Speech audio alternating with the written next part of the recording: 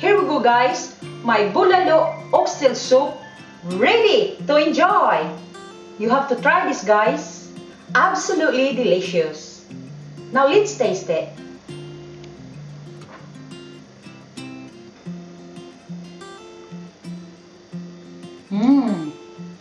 So delicious.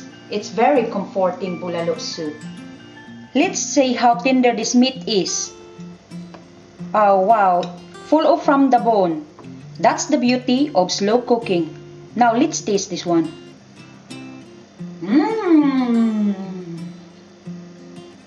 So tender and juicy Bulalo.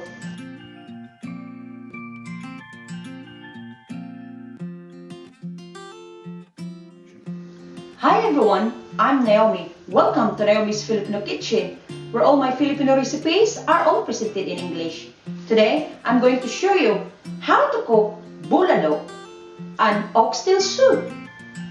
Here are the ingredients of my Bulalo: oxtail, sweet corn, onion, ground black pepper, fish sauce, lemongrass, bok choy, and water.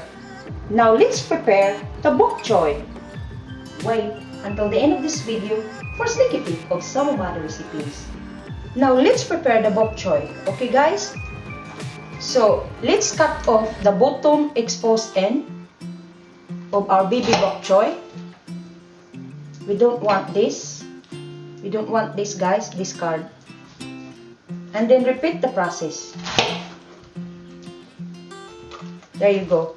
Now we cut our bok choy into quarters. Okay guys, so cut half lengthwise first. See that guys? Beautiful. And cut in half again lengthwise and repeat the process. So your bok choy looks like this. Okay guys? Lovely. And then we can repeat the process.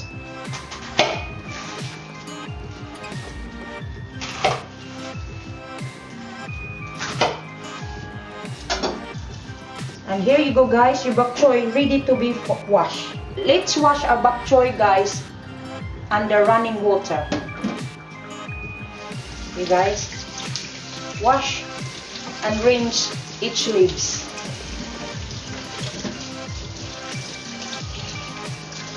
To ensure there's no dirt.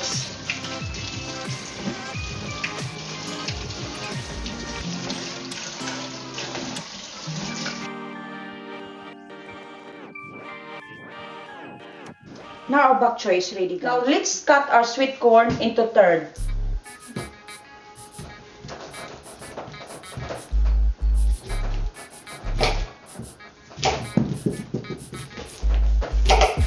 And repeat the process.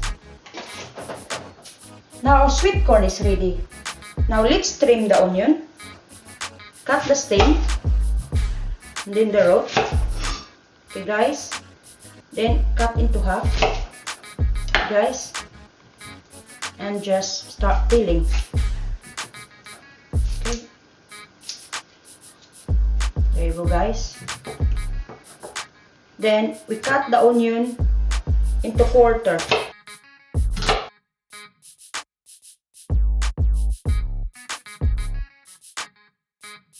Now our onion is ready. Now let's crush the lemongrass to infuse flavor. Smells absolutely gorgeous, this lemongrass guys. Okay guys, let's get this bulalo started. Into a cold pot, pour the water. Turn the heat on and bring it to boil.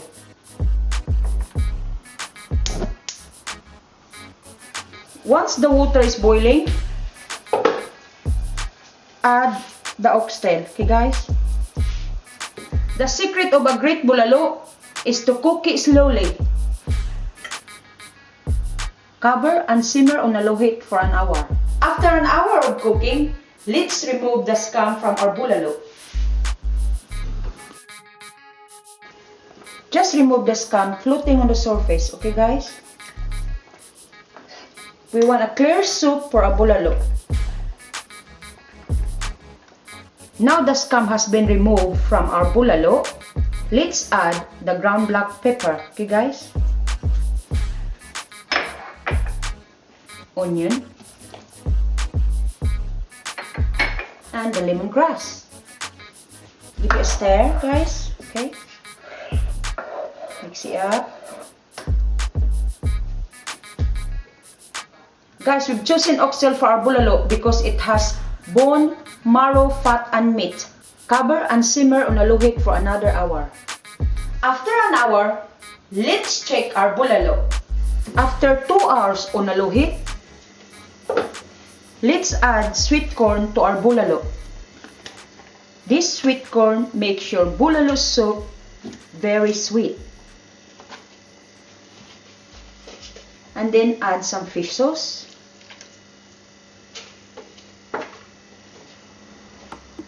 Give it a stir, okay guys.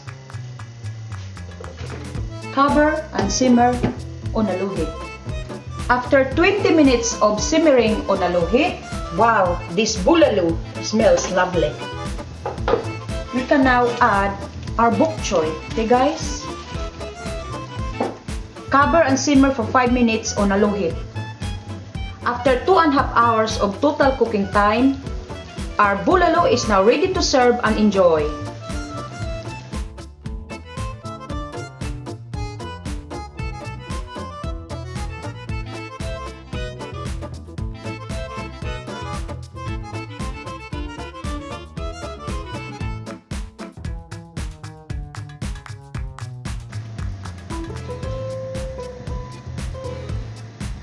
Serve your bulalo with rice and enjoy.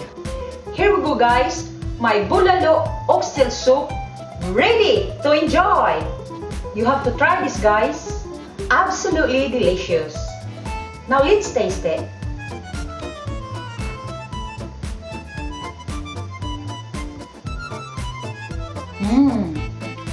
So delicious. It's very comforting bulalo soup. Let's see how tender this meat is. Oh wow, full of from the bone. That's the beauty of slow cooking. Now let's taste this one.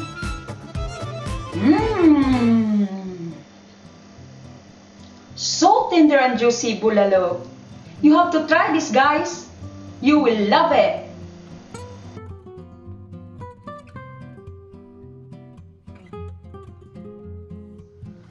I hope you enjoy my bulalo recipe today. And if you like it, then like it. And if you love it, please subscribe. More recipe to follow. Thanks for watching. See you soon.